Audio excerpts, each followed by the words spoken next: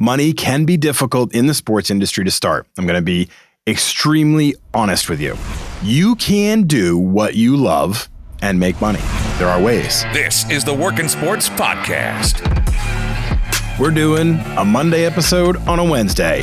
One of my favorite things, I often refer to it as breakfast for dinner, because on Mondays we answer fan questions and on Wednesdays we do interviews with sports industry people. But sometimes when we get a lot of good questions that come in on for Monday episodes, I like to bleed them over to Wednesdays because they're some of the most enjoyable things I get to do.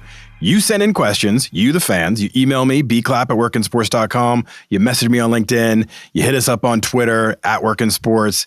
Any of those ways, you send in your question and I get to do a deep dive into it. So let's handle this one today from Kyle in Texas. Hey Brian, I'm a sophomore in college and I just declared as a sports management major. I'm so incredibly excited, but my parents are not. They're convinced I won't be able to make any money in sports and they want me to be a lawyer. Ugh. So I ask you, how can I make money in the sports industry? If you make this into an episode, I promise I'll make my parents listen. No pressure, Kyle, and hello, Kyle's parents. Thanks for listening. Just to set the stage for you kind folks and new listeners, I am a parent, so I'm not going to BS you, okay? If you're listening and thinking, oh, this person's just going to give me a bunch of puffery stuff to say sports industry's great, you're going to make a ton of money, trust me, I'm a parent. I get it. I want my kids to be set up for success too. I want all of you listening to have a plan in order to make money in the sports industry. So I'm going to be real and I'm going to bring it. So let's get into it.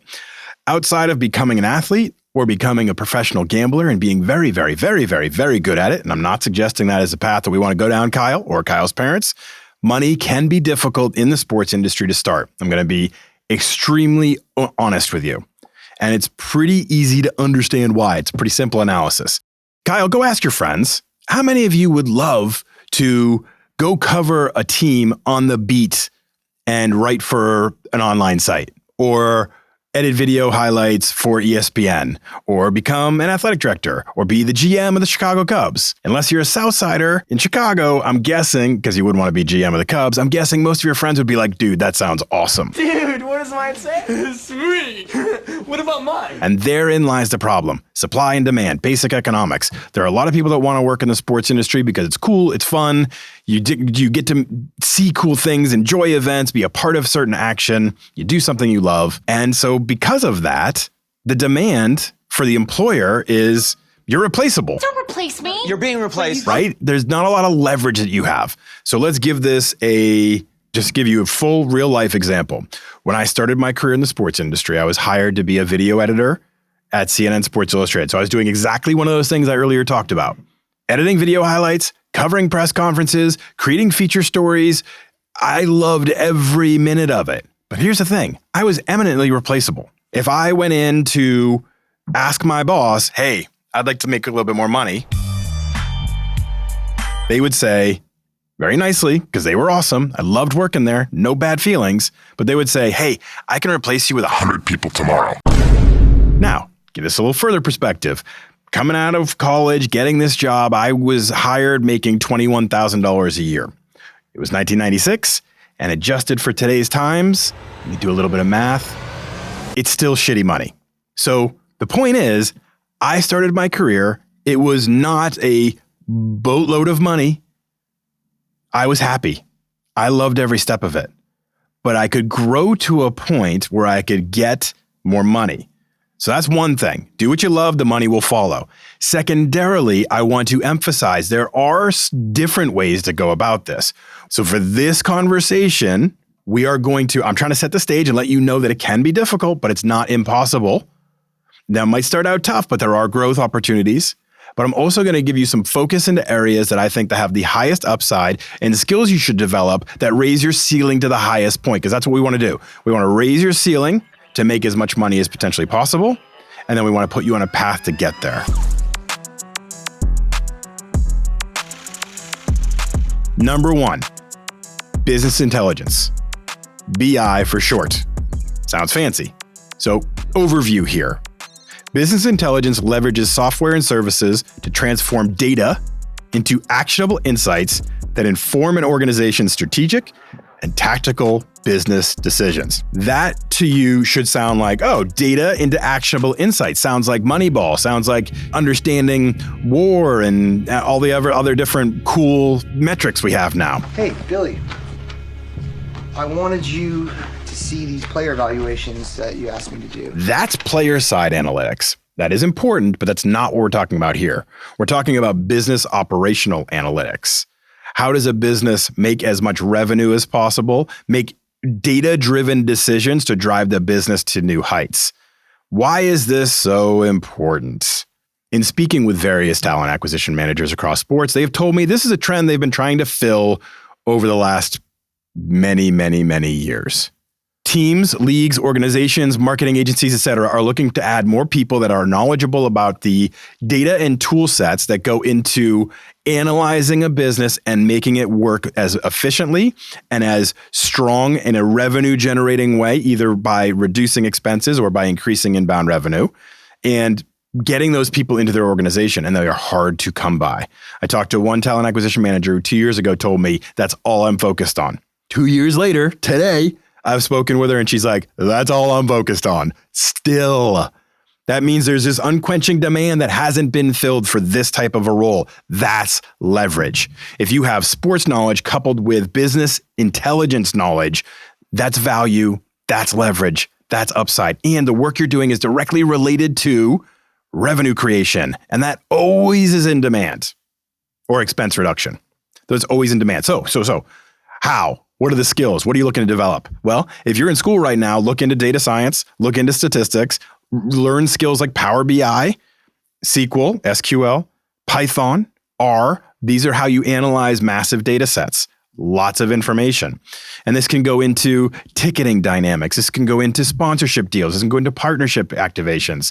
All these things start to work through business intelligence. We use them constantly. These tools that I just mentioned about, we use them constantly here at Work in Sports and at iHire to better understand our business and make changes that will make revenue. This needs to translate into sports, and it hasn't yet. That, my friend, is leverage. Number 2, fundraising. This is going to sound strange to some of you, but like I said, you want to follow where the money is generated, and that will lead to more ending up in your pocket. Fundraising roles, which you'll often see as development, so you'll see a role like Director of Development for Georgia Tech Athletics, are the key to reaching the highest heights in college athletics in particular. So I'm trying to give you skill sets that work for the whole industry, but then I'll also start to target certain areas that may interest you. This one is more college athletics, or I mean others too, but college athletics is a big one. College teams survive on booster relationships and donors putting their name on scoreboards and suites and concession stands. That's how athletic departments thrive, bringing in money to support the program. And all their facilities and all their programs and all their events are funded by donors, boosters, fundraising efforts. If you can raise money for an organization, you can work in development and have a high ceiling towards an athletic director.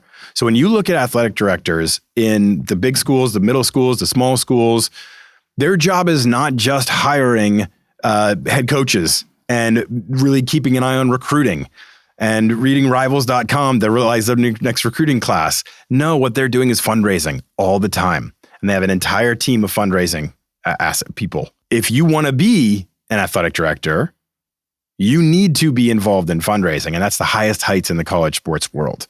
So getting into college programs, like different clubs or things or initiatives where you can raise money and start to get that on your resume. If you volunteer at your college athletic department and start to do some fundraising activities in that area, that's where you get that really high ceiling, especially in college sports or in athletic, Olympic sports.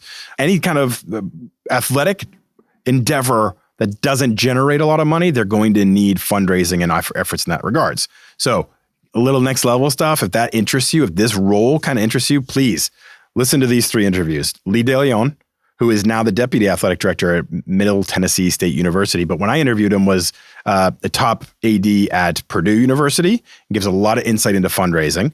Tim Duncan, who's the athletic director at the University of New Orleans, incredible guy. And most importantly, this was a more recent one, Maddie Fowler Burkhart, who's the assistant athletic director for annual giving at Nebraska. And behind me, she sent me a cool Huskers sticker that's up on my wall. So despite the fact they didn't do that well this year, Trev Alberts is actually a personal friend of mine and is the AD there. We work together at CNN Sports Illustrated. And Maddie is awesome and really gives a lot of insight into that side of the world. Okay, back to the tech side. Number 3, not enough people in sports know about tools like Google Analytics, Google Ads, social media advertising. These are the absolute most important tools that Fortune 500 businesses use to analyze their choices, their marketing efforts, and to track results. But not enough people view this as an in to the sports industry. So imagine this for a second. You're a content creator. You make this amazing hype reel promoting an upcoming event for the minor league baseball team that you work for. You push it out on social media and it reaches 100 people. 100 people? I put in 8 hours into this. 100 people? Now, if you think of the 100 people that viewed it, maybe 2 actually take an action on it. Like, that's not good enough. That doesn't result in a good ROI, return on investment, time spent, effort, tools, etc. And that's organic reach. You just pushed it out there and hoped the world saw it. That's hard to come by. What if you had the skill set to execute paid social media campaigns, track the results, analyze the traffic, set conversion rates, discuss MQLs and SQLs, and then present just how much this one video actually generated in revenue by boosting it, spreading out to the world, really making sure the reach and the distribution was high as could be? Think that would be valuable? Yeah, me too. Me too. Really valuable. Not enough people know it.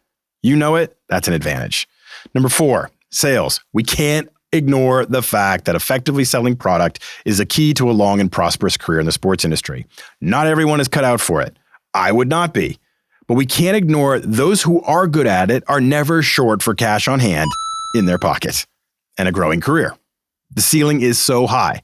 Most of the senior executives I've worked with over my career had a background in sales. Even though I was on the journalism side, the leaders, the people high above me, the people making decisions came from sales because they knew how to generate revenue and they knew how to turn what we were creating into dollars.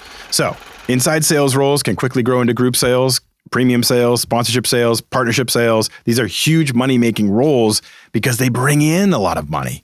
I know that not everybody is comfortable with this idea of working in sales, but it cannot be ignored. It is the quickest path to making money in this industry. So if that's important to you, learn your sales skills now and get involved in all of those opportunities to be learning from salespeople that are out there doing it. We have a ton of interviews with different salespeople in our industry and in our world. So if you want to make money, consider sales, period. Number 5, last one, athlete marketing. Okay, so you're on the creative side, not sales, not tech. Athlete marketing really could be your realm. So picture this. You're a pro athlete or even a college one now with NIL, and you want to build your personal brand. You want to set up partnerships and sponsorship deals, and you maybe get an equity stake of some new product line that really feels like connects with you. You want to grow your earning potential beyond the contract. You are going to look for someone or an agency who is adept at building audiences and negotiating partnerships. Athletes have money that they are willing to put to work with the right person who could help them build their brand, expand their reach, and distribute their name out there with products that align well with them. Athlete marketing can be that linchpin and is in high demand. This is the trend. It used to be athletes worked their contract, made their money. Now they are building empires. They're building brands. They're getting equity stakes. They need advisors to work alongside them with this. My guy, Devin Dismang, used to work for the Golden State Warriors and Chicago Fire and the Oklahoma City Thunder. He made a lot of relationships and he struck out on his own because he was a content guy. He still is. But then he struck out on his own doing athlete marketing for all kinds of top athletes. And this connects him directly to the source, the athlete that has the money and wants to build their brand. The more creative you are, the more adept you are at building audiences, you build your career in that direction with that goal in mind, it can be really prosperous. Mike Nelligan was a Major League Baseball agent. Huge deals, huge contract, biggest names. Clayton Kershaw, Justin Turner. And he started working at Vayner Sports and athlete marketing. He kind of started to pivot because he saw a different direction that he wanted to go, and it was beyond the contract. Then he just started his own athlete marketing firm. And I'm going to have him back on the show again because he's awesome. So here's the key point. You can do what you love, sports, and make money. There are ways. And even for me, who started out making $21,000 at CNN Sports Illustrated, I do pretty well now. Not to brag. It took time, took effort, took building, took making career decisions, it took looking towards those upside moments. So don't let anyone push you off your goals and do what makes you happy. Even your parents, Kyle. Drive towards your goals, put together a plan, and it will all work out well for you because you can make money in the sports industry. Thank you for listening, everybody. It's always a joy to have these questions come in and really dig into these big topics. Please continue to send in your questions and I'll continue to answer them. And then tune in next Wednesday because we have a really cool interview too.